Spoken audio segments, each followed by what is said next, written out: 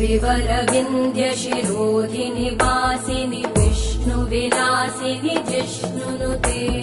भगवति हेशिति कण्ठकुटुम्बिनि भूरि कुटुम्बिनि भूरि कृते